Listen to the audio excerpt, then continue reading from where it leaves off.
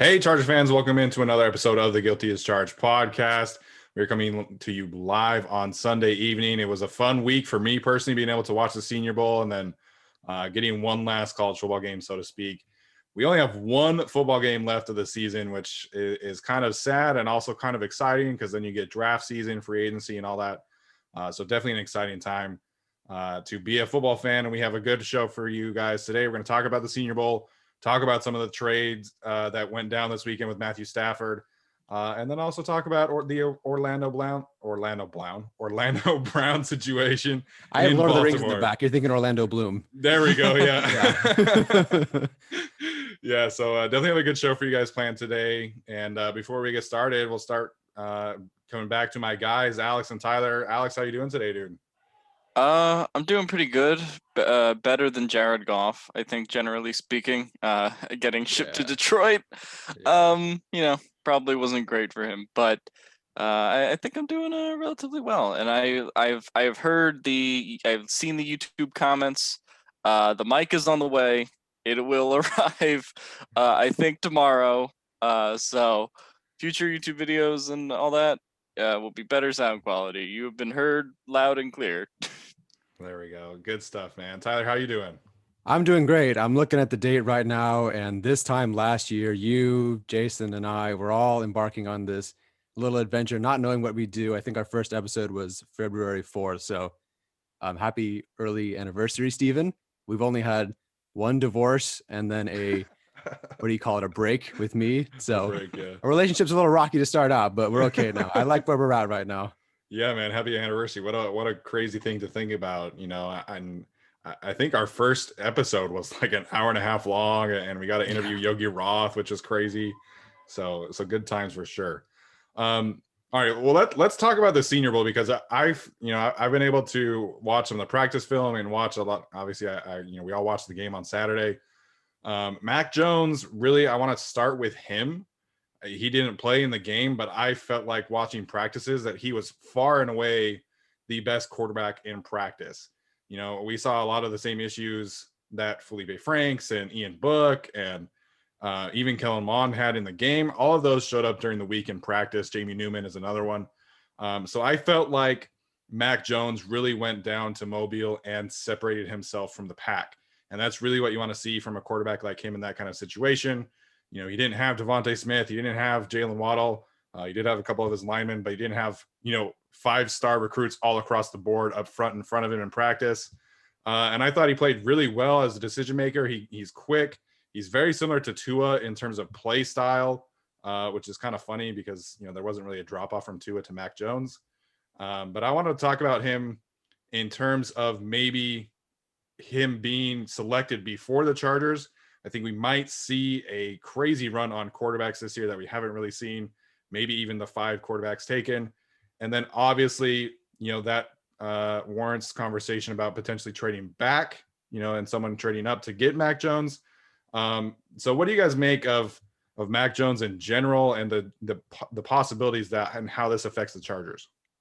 I think Mac Jones is a really good quarterback, but I think through college, the knock on him was athleticism, right? In an era where everyone wants to have a quarterback who's a dual threat. Mac Jones is not that. Yeah. He runs a 4.9. He's a quarterback who I think 10 years ago, like, could have been the number 1 pick. Like, that era was someone like Matthew Stafford, going number 1. But Mac Jones is probably going to be a mid first round pick.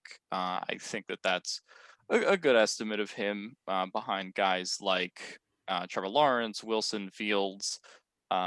I kind of like him better than Wilson, but I think he'll fall in that kind of range after Lance probably. As far as going before the Chargers, I don't really know if I see a natural fit there because I think Trey Lance is still going to go before him. So I think that he'll wind up in Denver or maybe Detroit. And then after those two, it's Dallas and New York, maybe San Francisco, I guess, if they don't get anything done at the quarterback position and they cut Garoppolo, that there's potential there. But I think you're looking at some of the teams below the Chargers, potentially New England, Chicago, I guess, could make a move. Washington can make a move. So I think those are the guys that you're looking as potential trade down candidates for the Chargers. Yeah, I think what we might want to vote or root for the Niners to pick up Deshaun Watson, because I think if they are set at quarterback, then I really think the Chargers were in a good spot to trade back. I haven't watched any Mac Jones outside of the national championship game. Yeah. I didn't watch a lot of football this year, sorry. But his stock seems to be going way up during that game, being national champion, good Senior Bowl. Watching some of these receivers, I've watched more receivers. Like some of them have really bad quarterbacks. Like there's some really bad quarterback play out there. And I know not all these guys are declaring for the draft, but it's like you might really want to take your guy early. And if Mac Jones is there, like there's not after him and Trey Lance, I guess. I don't know who else is around. Mond. I didn't think he looked that good. So I could see guys trading up for him. I mean, yeah, like you said, Washington, Chicago, Indy. Like there is a chance this happens. And I would prefer, depending on who's there, I guess. But there's a lot of players you could take, even if the Chargers went back to 18, that I would still take at like 13. As when you take a corner, you take one of the linemen. If at that point you drop back to like 20, 21, and you want to take an interior offensive lineman, great. I'm fine with that too. So I don't know if there's going to be really like a standout prospect at 13, or at least enough of them where you can't also find a guy like that at like 18. So trade back sounds pretty good to me right now. Yeah, I think that the value with Mac Jones is there in terms of trading back, I think, because, we know that the Colts are looking for a new quarterback. We know that the Steelers probably need to address the situation behind Big Ben. There were 7 teams trying to trade for Matthew Stafford, including Washington. And, I don't know about Detroit, whether they'll take a quarterback, now that they have Goff. That's still kind of up in the air, but there's a lot of teams that need quarterbacks. And so if the Chargers are sitting there and like, you mentioned the Niners, if the Niners take Trey Lance at 12 and somebody is really feeling the need to trade up to get Mac Jones, then I think the Chargers should 100% do that, because I think it's in their best interest. You trade down to 19 with the Washington football team, and then you kind of just sit there and take whichever best offensive lineman is available, whether that's Elijah Vera Tucker, Wyatt Davis, Liam Eichenberg, and then you can, stockpile more picks, because, the getting more picks this year is the best year to do it because of the salary cap, and being able to have, 10 rookies instead of 7, I think that would be a big help for the Chargers. So, I think there's going to be a lot of movement, which we saw over the weekend in terms of quarterbacks, and like 7 teams trying to trade for Matthew Stafford, man, that's just crazy. And it's unheard of. I guess we can get to the Matthew Stafford trade now. What did you guys it kind of blew up, man. Like I was shocked that it was the Rams. I was shocked that it happened this weekend. Tyler, what did you make of the Matthew Stafford trade in general? I was shocked. I really didn't think it would come around this fast, and I didn't like the Rams make sense. Them not wanting a first round pick, that's their thing. That's how they roll. And so sure, like if they don't think Goff's the guy, it makes sense for them to upgrade at Stafford. I think, as painful as this is, that the Chargers maybe should have explored not trading Phillip Rivers, but moving on from Phillip Rivers a few years ago in 2017. As much as that hurts me to say, as much as, I'm sure we're going to get 14 dislikes from it, the fact that they could have moved on from him and had Deshaun Watson, like, I don't know, man. I'm kind of envious of the fact that the Lions could pull off this trade. And now Stafford didn't want to be there. I think Rivers wanted to obviously be with the Chargers for a few more years, but I'm kind of jealous, man. I kind of wish that he had a few more first round picks and Deshaun Watson or something. Like that would have been fun. Yeah, I think this was kind of a slam dunk trade for the Rams. Like I just Yeah. thought it was really good. The reality with Goff was this was going to be Super Bowl or bust territory anyway. So Yep. if you can get a quarterback who's better than Goff over this next 2 or 3 year window, I think you do it. People talk about first round picks, but they already have a lot of their guys that they need, Jalen Ramsey's and Aaron Donald's, a lot of their, high picks already that came from other teams or they took internally. So, and they're really good at developing sort of that undrafted free agent talent or, that lower round of the draft talent. So I think I think it's good for them. And Stafford is definitely, I think, an upgrade over Goff. He fits McVay's system more. And, I think the biggest thing was once the coach decides you're not the franchise quarterback anymore, there's no fixing that. And I know Yep. people will be like, oh, the Rams made this move because of Herbert and the Chargers. I was like, not really though. I mean, I think his bed was made once his relationship with McVay deteriorated, right? Yeah. And that really determined the whole thing. So I think this is a great trade for the Rams. I guess you could say win-win for the Lions because they get this stockpile of picks, but they got to hold Jared Goff for 2 years, and I don't really like that for a rebuilding team. But it's all right. It's a good deal for them, I guess, just for the picks and the rebuild factor. But I don't know. I thought that this was a great trade for the Rams, especially going against some of these top tier quarterbacks in the playoffs. I think Matthew Stafford is the top 10 guy when he's healthy. Yeah. So that was it for the trade for me at the end of the day. Yeah, I think if you can get your hands on an elite quarterback, you do that 10 times out of 10. And, I realized how many people don't realize how good Matthew Stafford is this weekend. And, before he hurt his back this year, he was on pace for 5,000 yards and 38 touchdowns. So, he's super talented and he's always been this highly productive player. It's just that he's been in Detroit with no running game, no defense, terrible coaching.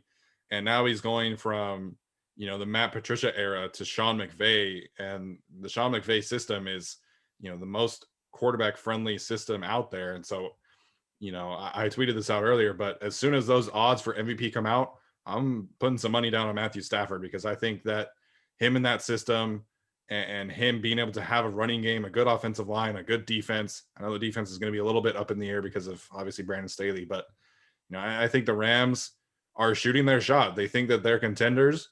They think that they are a quarterback away from winning a Super Bowl. And I think this is the time to do it. You don't know how long Tom Brady is going to play for. Drew Brees is retiring. There's a window right now to take advantage of this NFC Championship potential, and they're swinging for the fences. And I think that, they're going to have a good couple of years with Matthew Stafford. I think he probably has like 3 or 4 years left of prime Matthew Stafford. And then we'll see. Eventually, they're going to have to make some first-round picks eventually. But, until they stop developing quality mid-round pick players like Cooper Kupp and all those guys, they're fine as long as they can keep doing that. But I think this is a no-brainer for the Rams as well. It's going to be a really I'm really curious to see how they do now that all their coaches have not all their coaches, but basically all their coaches, man. Yeah, basically all their coaches but McVay left. And so, thankfully they have Stafford. That's pretty plug and play in my opinion. But now you don't have those first round picks and you're not going to have those first round picks. Yeah. A lot of coaches, you just elevated a lot of guys and hope it works out. So I don't know, we'll see how it goes. I will say it's also a win for the Chargers because I did not want Matthew Stafford with the Broncos. And I don't know what the Broncos were thinking. What core of players was so much better? Oh man, I would have traded Sutton, Judy, and Locke. You want to hold on to Locke for another year? I mean, instead of Stafford, what the hell? Yeah. The Broncos, I've always respected them for how good their defense is consistently, no matter what the talent. And if you added those guys like that, and maybe Miller returns, I don't know what his issue is currently. Yep. But if Stafford went to the Broncos, I mean, they'd be a really good team. So yeah, I don't know what they were thinking. Maybe they want their Mac Jones, their Trey Lance, whatever. But I think it's a win for the Chargers too. I mean, the reality for the Broncos is that Matthew Stafford is 2 inches shorter than 6'5", which does not meet John Elway's height requirement. So that was the nail in the coffin there. But I did think it was funny that he said any team other than New England. New England. I love that Patricia. So much. Yeah, I mean, I want to invite Matthew Stafford on the podcast just for that. Fuck the Patriots.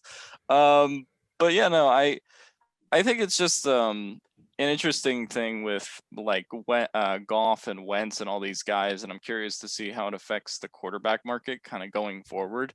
Yeah. And quarterbacks getting these kind of extensions when teams aren't sure if they're the guy or not. If you don't have a Mahomes or Watson type prospect, do you extend them, or is it going to be more common instead of giving them that extension to just go through 4 years and move on? So I'm curious how that, I guess, affects things more than I guess the meaty part of the trade that people care about, but I'm just curious how it affects the economics of football going forward. Yeah, I think that's a good call because, the 49ers and the Rams were in, basically the same kind of situation with a really good team around a quarterback who, if the pieces around him are really good, then they can do well. And, Daniel Jeremiah pointed this out of his comparison of trucks versus trailers, a quarterback that can carry a team or a quarterback that needs to be carried. And I think, teams that paid up for their trailers are really kind of feeling it right now. And, the 49ers are I don't know what they're going to do. I don't know if they'll be able to pull off a Deshaun Watson trade, but they need to upgrade the quarterback position. And obviously the Rams felt the same way too. So I think everything is on the table right now. And I'm curious to see if this affects Dak Prescott at all, because, whether or not the Cowboys try and franchise him again or try and trade him maybe, or, how that extension plays out. I feel like that's after the Deshaun Watson thing. I feel like the Dak Prescott situation is the next big domino to fall in the league. You think they're gonna not extend him, or do you think there's a chance that they trade him? I don't know if there's a chance that they trade him. I think there's a chance that he might ask to be traded. Gotcha. There was a lot of reports that he kind of felt disrespected by the contract, the way that his contract negotiation went. And rightfully so, right? Like, oh yeah. I mean, he was a 4th round draft pick making less than $1 million a year or whatever. And the Cowboys were kind of lowballing him. So I don't know, man. I just think in general, like, that's the next big domino to fall after Deshaun Watson, which just becomes a messier situation by the day. But I'm just, like Alex said, the economics of the quarterback position has changed tremendously over the weekend because of the Matthew Stafford trade. The Colts. I know that you are sad that you missed out on this big white quarterback, but I have another big white quarterback that I can interest you in. We'll give you as many 1st round picks as you want to take them. Just please fucking take them. Hey man, my guy Brian Johnson, I'm so happy for him, getting that quarterback coach job in the NFL. I think he's going to do a fantastic job with whichever quarterback they choose. Apparently he's got a great relationship with Jalen Hurts, but big shout out to my guy, Brian Johnson, Utah legend. So let's get to this other situation, potentially evolving in Baltimore with Orlando Brown Jr., the offensive tackle. For those who don't know, he was a 3rd round pick for the Ravens out of Oklahoma. He's played right tackle for the first 2 years of his career, and he switched to left tackle midseason this year because Ronnie Stanley, I want to say, tore his ACL or something like that, and he had some season-ending injury. And Orlando Brown has been to the Pro Bowl last year and this year. When he was at right tackle last year, he was one of the best right tackles in the game. He was very good at left tackle. Obviously, the way that the players stack up, he wasn't, equally as good, but he's still a very highly productive player at his position. And he tweeted out that he thinks he's a left tackle. And, there was a bunch of trade speculation going out there because the Ravens, they've got a lot of players to pay. They got to pay Lamar Jackson. They got to pay Mark Andrews. They got to pay Marlon Humphrey. They might be feeling a little pressure to trade Orlando Brown. So obviously, everybody was asking me about it. At first I was against it. Now I'm kind of on board. Tyler, what do you make of the Chargers potentially trading for Orlando Brown and maybe bolstering the offensive line that way instead of drafting an offensive tackle with the number 13 overall pick? Oh, instead of the number 13. Well, okay. If they don't give up the 13th overall pick to get him, I'd be more on board. If they have to give up the 13th to get him, I'm not super on board. I know Brown's a little bit more proven, but at this point, like, I like enough guys at 13, or if they trade back 18, whatever, that I'd still want that offensive lineman. If you can do it for a 3rd, pull the trigger immediately. I don't think that's going to happen, but if you can do it for a 3rd, do it immediately. If you can do it for a 2nd, do it as well. Is Leatherwood or Hudson going to be a better tackle than Brown? Like, maybe not. If you can get Brown via trade, then you can go interior at 13. Yeah. Go Rashawn Slater, who at this point, upon further review, I do have him over Christian Darrisaw. Although Darrisaw, I think, would be a better tackle, and the Chargers would take Darrisaw over Slater if they're only considering tackle. Different story, different time. If for some reason Mike Williams is involved in that trade, and I know you brought that up, it's unfortunate. It's less the player, really, and it's just more like that cap hit for me. Yeah. The honest truth is, Mike Williams has never had more than 50 catches in a season, 151 catches in 4 years. That's 62 behind Nelson Aguilar in 4 years. So you can't pay a huge salary to like Malcolm Floyd. We liked Malcolm Floyd a lot. Huge, amazing Chargers legend. But you can't, he's an undrafted free agent who was most definitely not the 7th overall pick in the draft. You just can't afford Williams anymore. So if you can do some sort of package now, if the Ravens have cap issues and they take on Williams, that probably doesn't work out. But if you extend him, that's maybe less expensive than extending Brown. I don't know. But if you can find some way to do like a second in Williams or a second, I don't know. You'd have to show me the trade package. What I'm trying to say is, as long as it's not the first, I'm for it, I think. Yeah, I think that the trade package would probably be like something like a second and a third round pick, maybe. I think that that's kind of where you could start. And they do have an extra third round pick this year because the compensatory Rivers pick. So that kind of works out from that angle. I would not trade a first round pick for him just because, yeah, I think you have to take whoever the best young tackle is. For me, it's not so much trading for him that I think is the issue, more than like how Yeah. does that fit in financially? Because we don't really know that yet, because we don't know if they have some prepared move in free agency. They've been linked to like Thuney or Lindsley, guys like that Telesco might go after, going big in free agency in previous years. What are they going to do with Trey Turner? What are they going to do with, that whole Tevi Feeney Lamp portion of their line? Are they going to resign them? Yeah. So I don't know. I just think there's so many questions that it's hard to say whether Orlando Brown would fit until I see the rest of what they do. I definitely like him as a talent. And he's 25 versus, some of the free agent offensive linemen are like 28, Yeah. 29, 30. So that's definitely a better age to go get a guy at. And, you have kind of a sustained 4 or 5 year period with him where he's really good. So, and he can develop further. So I like it from that angle. I think he's been pretty good in Baltimore, and he was, once Ronnie Stanley went down, like he was such a huge part for them. And that's when the Ravens started winning a lot of those games because they find, obviously Ronnie Stanley is awesome, but like they, needed someone to be able to just take his role. And that's really hard because Ronnie Stanley is amazing. So the fact that he was able to do that and convert from right tackle this year, that was pretty great. So I definitely like the prospects of getting him. I just think that you need to see how everything else plays out before, I really gel with the idea one way or the other. Yeah, I think that's a good call because his obviously for this season, this is his the last year of his rookie contract. So whoever trades for him is going to have to extend him. Whether that's the Ravens holding on to him or someone else trading for him, he has to get an extension this year. He deserves it. Like, I mean, you don't not extend a player like him who's been to the Pro Bowl back-to-back years at offensive tackle. And, I'm fully aware that Pro Bowl evaluations is a little tricky sometimes. But, the fact that he's been to the Pro Bowl 2 years in a row is definitely something that works in his favor. I do think he could be a very top tier left tackle in the league. He's got all the skill sets. He's 6'8", he's got great size, great mobility.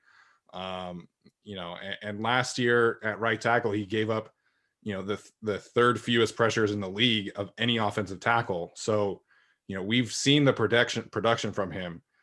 Now that extension is going to get pricey for whoever gets him, or whether the Ravens do it or not. It's going to be pricey. So in terms of the Chargers, you trade for him and then you work an extension out. And then after this season, you probably would have to cut Brian Bulaga to make that extension work, not extend Mike Williams. But those are decisions that, if I have to choose between a Pro Bowl left tackle and a receiver, like Tyler said, who, we love him, what he does is fantastic, but he's not even a Pro Bowl receiver. Like, the value there is definitely in favor of Orlando Brown.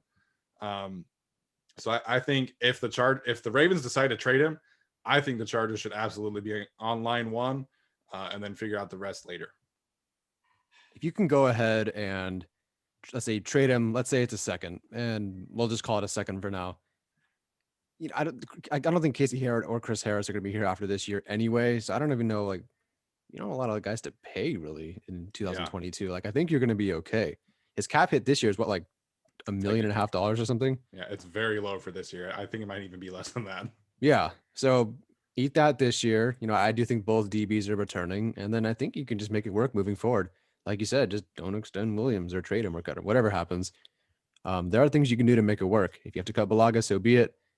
It sucks that we're in this position. I wish the Chargers had done better drafting offensive linemen, Yeah. but you can get a guy like Brown, go for it. The only guy that I can think of that they might have to pay 2022 is Derwin. I guess Yeah. if he has a really good year this year, and stays healthy, I would imagine that he's the guy they have to pay. But other than that, it's not a lot and it is kind of workable in some ways. Yeah, getting your franchise left tackle, whether that's in the draft at 13, which right now it seems like the most likely outcome, or getting it through trade with Orlando Brown, I think that's a good alternative. When in terms of looking at past trades, I tweeted this out, but I think the Dwayne Brown trade from Houston to Seattle is probably like the blueprint for Orlando Brown Jr. Obviously, the Laramie Tunsil trade was outrageous and involved Tunsil and Kenny Stills and like 7 draft picks, so that's not going to happen. But the initial offer or the initial reported trade for Dwayne Brown was a 2nd round pick, a 5th round pick, and Jeremy Lane, who was a corner who was going to start for Houston, ended up failing his physical, so Seattle sent a 3rd round pick in return. So if you're doing a 2nd and a 3rd, like if you're sending that 3rd round pick, that's the compensatory pick, I think you do that without a doubt. And then at 13, you could take Elijah Vera Tucker, Rashawn Slater if he's there, start them at guard for 1 year, and then cut Brian Bulaga, move that draft pick over to right tackle. And then you have Orlando Brown, left tackle, Slater, Vera Tucker, right tackle.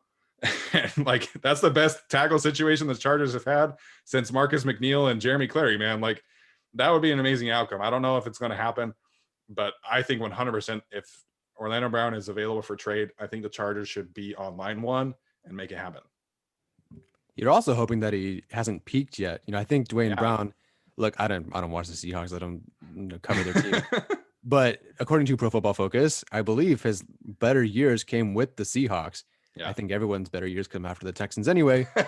But I mean, that'd be great. Like if you could not only get him for, I'll say a 2nd or 2nd and a 3rd, and then he's actually starting to peak now with the Chargers. Yeah. I mean, you would pay that 10 out of 10 times. Absolutely. If it's 2nd and 3rd for a guy who's about to become an all-pro elite tackle, like get him. Yeah, I think it makes a lot of sense to get him, especially the last couple of years with just like, trying to get ourselves to buy into Tevi fully and all these other kind of left tackle, right tackle solutions. we've sort of got ourselves to buy into over time. It just Orlando Brown would be kind of a breath of fresh air in that regard, and I would totally be down for a 2nd or 3rd round pick or 2nd plus Mike Williams, whatever they want to do. I would be down for getting a tackle of that caliber. Yeah, there's going to be a lot of speculation over the next month, but once that new league year starts in March, man, I cannot wait to see what the Chargers have in store because, I think this year it just feels like there's a greater sense of urgency to get things right. And that starts with the offensive line. It really does. And I know people keep asking me like, what about Jalen Waddle at 13? No, stop it. You need to fix the offensive line. That is priority number 1, number 2, number 3, number 4, and number 5 this offseason. You have to protect Justin Herbert. And, whether that's getting him rookies or free agency, Alex mentioned Joe Thuney or Lindsley. You have to fix the offensive line this year. That is priority number 1 over getting him another weapon. He's got plenty of weapons. He needs an offensive line. Yeah, I mean, the thing is like, okay, well, what if X player falls? It's like, yeah, but it's like, I don't know, if Devonta Smith or Jalen Waddle fell, it's like I'm not really. They're kind of set at wide receiver. I mean, obviously, we talk about like Mike Williams and maybe trading him or releasing him, but like then there's guys you can get on the free agent market that become available, right? So if that situation plays out, then I don't really think that you kind of need to go grab a receiver. I definitely want to take a receiver in maybe round 3, 4, Sure. somewhere around that range. But it would just be kind of a waste of pick to get, especially when Keenan Allen's still going to be here for 4 more years. Yeah. Like it just doesn't make sense to draft someone you're projecting to be another number 1 top flight receiver. Yeah, and I'm just so over the Jalen Waddle thing. There is not much, honestly, other Yeah. than being faster and a better athlete. There really isn't much, in my opinion, that Jalen Waddle can do more than like Tyron Johnson. And I know that I'm gonna get so much shit for that, but I think Tyron Johnson improved enough where Yeah. he can take a freaking drag over the middle and take it to the house like a Jalen Waddle. Like I believe that play against was it a post against the Falcons? Like that's all Jalen Waddle really is able to run. There are plays where Jalen Waddle, like 4 plays in a row, where he'll take like a screen pass or a swing route or a handoff, whatever, go for like 2 yards. Like I'm not into the whole Jalen Waddle thing. I have like 15 players ahead of Jalen Waddle in this draft graded. And I'm not done grading, some of these guys. And I'm not even included quarterbacks yet. Like, I'm not into the whole Jalen Waddle thing. Sorry, I'm totally out. I can't watch the Chargers get just like, if you want to tell me what receiver, any receiver in the league that would have made the Chargers win in 2018 in New England, like I would have so rather had a better offensive line at that point than a receiver. Last year, Justin Herbert, I mean, I don't think the Chargers would have won because of an offensive lineman or a receiver anyway, but like they clearly didn't need another weapon against the Patriots or the Dolphins. They needed an offensive line. I just can't believe that if you want Jalen Waddle and like really Jalen Waddle, if you want him, you cannot bitch about the offensive line because that's just so Yeah. I can't stand when fans are like, the offensive line sucks. Tom Telesco sucks. But Jalen Waddle's available. Like he's the best player available. Not only is he not the best player available, in my opinion, but it's a complete waste. I'm just so over the Jalen Waddle thing. He's not that great, guys. He's good. He'll be good, but like he's not that great. And someone's like, well, what about Tyreek Hill? Like Tyreek Hill is with Patrick Mahomes and Andy Reid with a good offensive line. Like that's a really great situation. The Chargers just have Herbert right now. I don't think that they can replicate what Tyreek Hill does because they definitely don't have Andy Reid. I was a big fan of that rant, man. I love that. And if anyone wants to give Tyler heat for the Tyron Johnson thing, Tyron Johnson was a 5-star recruit. He was a top 5 receiver. Like, thank you. It just didn't work out in college. Like that just kind of happens. He got hurt at LSU, transferred to Oklahoma State, was behind Tylan Wallace. He ran like a 4.38 at his pro day. Like Tyron Johnson is fast. We saw him burn people all up and down the field. So, if you put Tyron Johnson at Alabama and getting all those targets, I think you probably are looking at a similar player, honestly. So I don't hate that. Alex, any other thoughts before we move on to the Senior Bowl? If you want a Tyreek Hill, go with Anthony Schwartz, my guy. Go. I mean, he's the one that runs real fast. I just think if you want a speed guy, like there's plenty of other options to go get than like Jalen Waddle. Like shit, like I mean, John Ross doesn't have a job. He runs fast. I mean, really fast. He runs really fast, and he costs no money. Like I think you could grab him if you wanted to get like a wide receiver 4 or 5, or something like that. I just think Jalen Waddle, I don't know, he's like towards the end of like my top 5 receivers, and I'm not taking that guy with the number 13 pick with all of the other needs that the Chargers have at offensive line, at cornerback. I mean, there's really like 5 positions that I would think about at number 13 before getting to wide receiver. Yeah, absolutely. I've been offensive line or bust, and I will continue to be that way. That being said, like if Kyle Pitts were there, I would think about it for like 5 seconds, and then I would go turn in the card for an offensive tackle because, I think that's what it comes down to. You got to protect Justin Herbert. All right, let's get back to the Senior Bowl and wrap this episode up with some winners from this week. I was a big fan of a few of these guys. I thought watching practice, the offensive line group looked really good. I'm not even going to mention some of the guys like Aaron Banks and Robert Hainsley from Notre Dame who did really well for themselves. I think for me, the biggest winners were the small school tackles. I thought, Deontay Smith from East Carolina and Dylan Raduns from North Dakota State. I thought both of them did really, really well this week. Both of them took reps at guard, show some versatility. and they did fantastic all week long. They went up against, Boogie Basham and Quincy Roche and did really well. And so I think, in terms of winners, I'm going to start with those two, with Dylan Radunes and Deontay Smith from East Carolina. I thought they were fantastic. Dylan Radunes might have played himself into like the back end of a first round pick, because he honestly, he looked amazing. I was a little concerned watching his tape about just like his physical ability against bigger, stronger competition. But watching him go up against watching him go to guard and move defensive tackles off the ball, I thought it was fantastic. And I thought Radunes earned himself a lot of money this weekend. Yeah, I think Radunes, like the issue with him, I guess, heading into the Senior Bowl process was he didn't have a 2020 season, right? Whereas a lot of these other guys had 2020 tape. But to me, like, he showed in practice, in the game, like, he can play with these guys. Absolutely. And that was just, I guess, what people were looking for. And that's why I think, he'll go end of the first round, definitely beginning of the second round. I guess another winner I would have is Amari Rogers. I thought he did a really good job. I had questions sort of about his size, but he's definitely, I think, earned the ability to be kind of a plug and play wide or slot guy. I think he is able to make difficult catches and is able to break away pretty easily. I was impressed by what he did this week. As far as another winner, I guess the other winner has to be Quinn Meinerz from Wisconsin Whitewater, from a personality standpoint, and what he's got, but also the fact that he does have a lot of determination and grit in his reps. He just goes back and forth with a lot of these guys. I was impressed by what I saw from him. I don't know how high he'll go in the draft, but I think he definitely earned himself a draft spot for sure. Yeah, real quick. Sorry, Tyler, but Quinn Meinerz, he was not even on the board at the Draft Network website, at Pro Football Network, at Pro Football Focus. He's like, the rise of Quinn Meinerz is going to be crazy, because I saw some analysts saying that he might be like a back into the second, third round pick. He wasn't even on the board. Like, there was no buzz. Wow. And if Landon Dickerson had not torn his ACL, Quinn Meinerz was not going to play in the Senior Bowl. So Quinn Meinerz went and had himself a week. And, I'm glad that Alex mentioned him, because I think he is like the biggest winner of this weekend. Yeah, I agree. He ended up being the top offensive lineman on the national team. I thought, well, look, it's D3.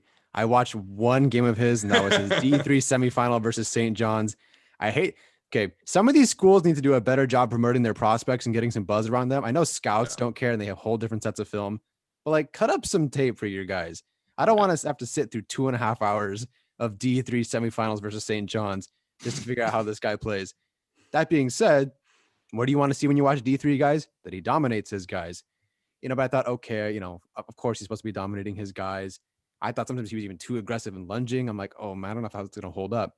But then he goes this past week, and plays amazing. The reps that he takes, I thought he had the most dominant practice reps. I didn't watch the game, but his practice reps were incredible. And now you're elevating the talent that's against him, and he looks just as dominant, if not better. I'm not taking him in the second round if I'm the Chargers, but you put him in the third round and I'll go for it. And listen, I don't care that Trey Pipkins hasn't worked out so far and probably won't work out.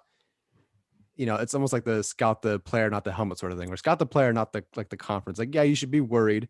You want to do your due diligence and check how they do, talk to him and whatnot. But, I'm not going to pass on him just because Trey Pipkins didn't also work out because he was a D3 guy. Yeah.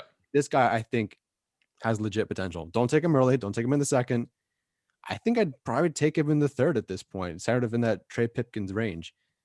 So yeah, I thought he had the biggest weekend for me personally, because he had the most to prove to me, and he did really well. Like you said, he's not even on the freaking draft board, which is strange. But the fact that he was on now I'm sure they're going to adjust that. Can they do that? They'll adjust it for sure. Yeah, so big win for him. Another one for me would be Des Fitzpatrick out of Louisville.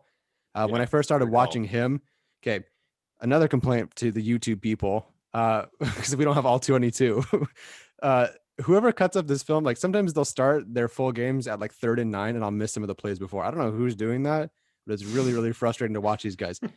Second thing, when I watched Des Fitzpatrick, because I found out who Tutu Atwell was. Awesome. I love Tutu. No, amazing. I can't wait to watch him next. But anyway, watching Fitzpatrick, I was surprised. Okay, I'll start with this. I was surprised to see how well he could run his routes for 6'2". He's a fairly tall guy. He's 6'2". I don't think he's as good at running routes like a Kadarius Toney. But it's intriguing for sure. There's a point where he took I think against Boston College, he took a 69-yard screen or a screen for 69 yards to the house. And his long strides help open him up on these, the deep curls and comes backs because the corner has no choice but try and play off of him or keep up. And then Ben Fennell, who we just had on the show, said that Fitzpatrick drew 7 defensive pass interferences the last 2 seasons. That totally makes sense based on that long stride and what he's able to do in the routes he can run. Like that's pretty fantastic. Now, I say I was surprised to see how well he could run routes for being 6'2". That completely changed because today I watched Kyle Pitts, and a guy with freaking 6'6" like that who can run those routes, it's unreal. I finally got to watch him. So I was impressed with Fitzpatrick, but then watching some 6'6" tight end run the routes even better was so impressive. Anyway, I thought Dez had a really good Senior Bowl for sure. Yeah, and he had one of the better games. He had the best game of any receiver. I thought Amari Rodgers, who Alex mentioned, played really well too. But, to me, I look at a Desmond Fitzpatrick like a Gabriel Davis in Buffalo, like someone who's not going to wow you like physically, but he's just going to be a really solid route runner, really nice hands, really physical presence. And so I think he's going to be a fine mid-round pick for some teams. So I want to talk about some of these pass rushers next. I think everybody kind of knew who Quincy Roche was. I think as a 3-4 outside linebacker, he would be a perfect fit for the Chargers in the second round. I do think that he helped himself enough this week to warrant consideration in the second round. I've seen a bunch of mocks where he ends up being in the third round selection. I think he earned himself a second round selection at this point. But I want to talk about Cameron Sample, the defensive tackle / defensive end at Tulane. The NFL right now is all about finding versatile pass rushers who can do, a bunch of different things. And that's what he did at Tulane. That's what he did this week, rotating between the 3 technique, defensive tackle, 5 technique, defensive end. And it didn't really matter who he was going up against. Like, he was winning reps. He was dominating in the team sessions. He had a really good game. And he's a little undersized to be like a pure defensive tackle. He's someone that you would probably want to rotate around. But his hands, like, he's got such violent and fast hands for someone that size. I think he is listed at 285 and like 6'2" or 3. So like I said, he's a little undersized. But, we saw what Brandon Staley was able to do with a guy like Morgan Fox, who's very similar to the body type of a Cameron Sample. And if you're looking there in the third round to get a potential pass rusher or impact player, I think Cameron Sample did enough this weekend to warrant consideration there. And then Carlos Boogie Basham, man, he was amazing. Like, he was so freaking good in one-on-one reps. And I'm all aboard. He was one of my favorite players to watch on tape. And this week, watching him in practice, just the motor, the violence that he rushes with. It's funny that his nickname is Boogie because he plays football like Boogie Cousins plays basketball, just wants to dominate everybody. So those 3 guys I thought had really good weeks as pass rushers. The other pass rusher that I really liked watching the game was Ellerson Smith from Northern Iowa, and because I watched his game first, and he was kind of like all over the field. I thought he did a really good job there.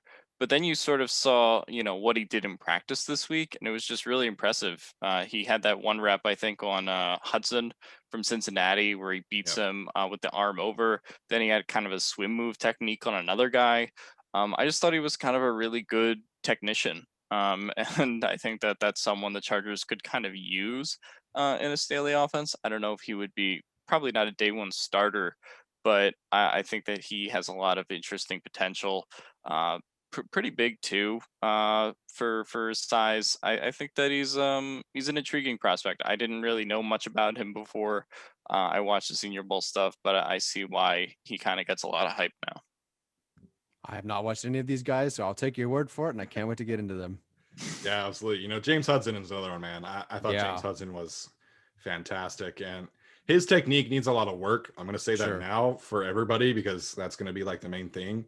Mm-hmm. You mentioned Quinn Miners and lunging, like Hudson does that. Mm-hmm. But he's played offensive tackle for 12 games in his career. Like, he was a defensive tackle at Michigan, and he moves to offensive tackle at Cincinnati, and he plays just the bowl game in 2019 and then last season, which was obviously a shortened season.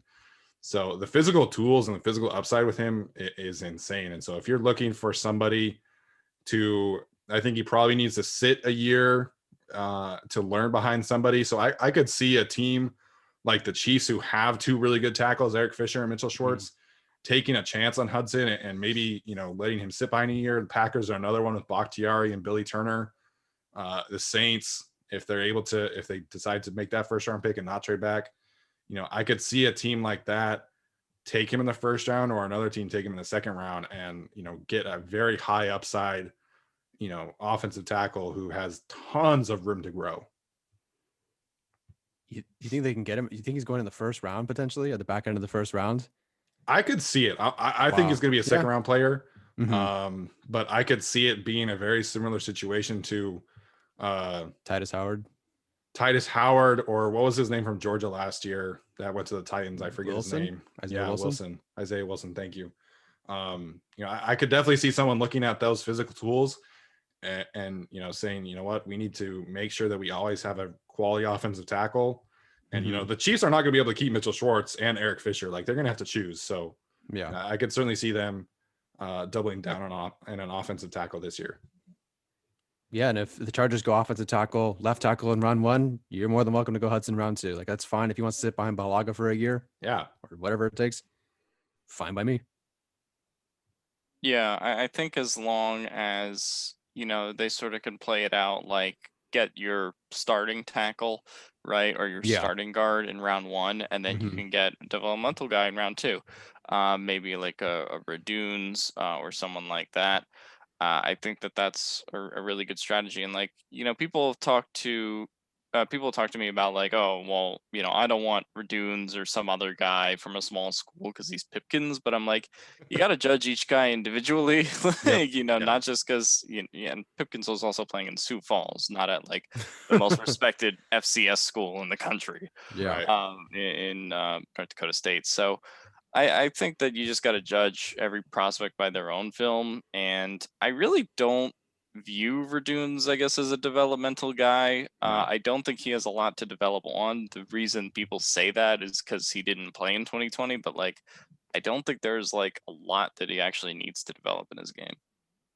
Yeah, I think Radunes would be able to be a starter, whether that be at, guard or tackle. Like, if they take Elijah Vera Tucker at 13 and then they get Radunes in round 2, which I don't think that Radunes is going to be there at pick 45. I think he's going to go earlier than that. But if you go Vera Tucker or Slater at 13, play them at guard, and then you get Radunes to play left tackle, I think that's a good situation. They were talking about this during the game on Saturday, but Radunes hasn't lost a football game in like 5 years. He's gone undefeated every single year at North Dakota State. His senior year at high school, they went undefeated and won the state championship in Minnesota, I think. So, he was talking about it. He's like, yeah, I don't even know what like losing a game feels like anymore. I've always been a winner. And it's like, dude, like, that's so crazy. Like, I know it's FCS, but the way that North Dakota State wins games is just insane. Well, Easton Stick's a winner, so he won a lot of games. I think he only lost like 2 games or something. So yeah, all in his footsteps. They've gone through like 3 straight quarterbacks that have gone drafted now because of Wentz, Stick, and now Lance, right? Yeah. So yeah, North Dakota State has kind of been blowing up over the last 5 years. Yeah, absolutely, and they could have 2 first-round picks this year, which is just crazy to me. And I totally agree. Like, Trey Pipkins and Dylan Radunes could not be more different as prospects. So, right. And same with Quinn Miners, frankly. So, all right, guys, any other thoughts before we wrap up today's show? One quick guy I want to mention is Cornell Powell. I just got to watch him today. I'm not too far into it. A guy who really kind of had to wait his turn to get some sort of chance. Yeah. And then this year, it took him half the season. But towards I think the last 5 or whatever games of the year, against 3 of them against top 5 teams, he had like 118 yards per game. So a guy I wouldn't take until day 3, but certainly an interesting guy. A lot of different tools that I really like that the Chargers can maybe pick up instead of taking Waddle. Alex, any other thoughts before we wrap up? No, I mean, it was a good Senior Bowl week. This is kind of the first time I've like looked real in depth at the Senior Bowl. But yeah, it was fun to watch it, and credit to Jim Nagy and all the people that made that event Absolutely. go through. Doing 3,600 COVID tests and all that is insane, and making it go through despite all the conditions. So that would be my winner of the week. Yeah, absolutely good call. I can't believe like nothing it went off without a hitch, and that's just crazy considering how many teams, NFL teams, struggled with COVID this year. And to get I want to say the total number was like 140 prospects, you get them all in one place, and I think they had one false positive test, like they didn't even have an actual positive test. So definitely credit to them. I will mention here, I've been putting up some videos on our Patreon page, some one-on-one reps from some offensive linemen and tight ends. I'm going to continue to do that over the next few days and get some people out there. And, this is a great chance for you guys to look at some prospects that could potentially realistically be Chargers next year, because, Tom Telesco traditionally drafts 3 or 4 players from the Senior Bowl. And I think without the combine and without the seasons and without all this uncertainty, I think it stands to reason that Telesco could draft 5 or 6 this year from the Senior Bowl. So definitely want to pay attention to the names that were there in Mobile this week, because I think that's going to be a very good resource for teams, and specifically the Chargers. Yeah. Stop sleeping on Kadarius Toney. Yeah, stop sleeping on Kadarius Toney, man. Oh, that drives me nuts. Yeah, Dylan Radunes won the overall practice player of the week. The last person who won overall practice player of the week, Justin Herbert. There we go. Who's before that? Oh God, who the fuck knows? Drew Lock or something. They were also talking about it too, because Daniel Jones won MVP 2 years ago and he went 6th overall, and then Justin Herbert won MVP and he went 6th overall, and the MVP this year was Kellen Mond. So I don't think he's going taking Kellen Mond at 6. Steven, haven't you been scouting Kellen Mond for 2 years? Yeah. Didn't you pick him last year? Yeah. So last year I foolishly didn't check if he had declared or not, and I ranked him in my top 10 quarterbacks, and then he went back to school. So that was fun. Shit happens, I guess. Shit happens. I gotta say, all of the quarterbacks, like except Kellen Mond, who played in that game, and Kellen Mond's like fine, I guess. Yeah. They're all garbage. That like Felipe Franks and Ellinger. I don't want to ever have to watch Ellinger play football ever again. I'm so glad. Who's the guy I was watching? I don't think he went to the Senior Bowl. His name's Garantano. That guy was guaranteed to fucking piss me off. I hated watching him. Yeah. Anyway, ignore it. No, last year I graded like 25 quarterbacks, and I don't even think I'm going to get to like even 10 this year. Like, I'm just not going to do it. Like, honestly, after Mac Jones and Kellen Mond, it's just a bunch of shit. Like, Ian Book will probably go in like the 3rd round just because of need. And honestly, like Ian Book I don't want any part of it. And so I'm not going to do it. So this quarterback class outside of the big 2 is just not my favorite. And I'm so glad that the Chargers have their guy right now and are not sitting at 13 needing a quarterback, because that would be a disaster. Yeah, fans wanted us to wait, not us, the Chargers to wait. I mean, I did kind of too. So I guess I can just say that. But yeah, I mean, being at 13 and getting stuck with Mac Jones. I think Mac Jones could be a good pro, man, but like he's got to land in a good situation. Yeah. Like he's got to land in a place like, I think if the New Orleans Saints drafted Mac Jones, I think that would be a great situation for him. But like if he goes to the Patriots, man, like that's not going to go well, because the Patriots have their best offensive player would be like, Jacoby Myers is their best receiver, and I would rather have Tyron Johnson than Jacoby Myers. Like it's bad in New England right now. Imagine if like Mac Jones was drafted to the Chargers running. You just have a 5-second 40-yard dash behind this offensive line. Oh man. Jesus. Oh man. Well, all right, guys. This was a good show. Hopefully you were able to learn something about some of these prospects, and I'm really interested to see how that Orlando Brown situation pans out. So let us know in the comments what you thought of this episode. Make sure you hit that subscribe button, like the video. If you're listening to this episode, leave us a review. I always mention this, but if you ever have a question for us, we do answer questions from the comments from the reviews. So make sure you leave a question there if you have one. This was fantastic. We're going to do our Patreon Q&A this week. So if you are on our Patreon page, make sure you hit us up with a question. If you are not on our Patreon page, make sure you hit us up there. And we are also going to do a giveaway later this month for our Patreon supporters.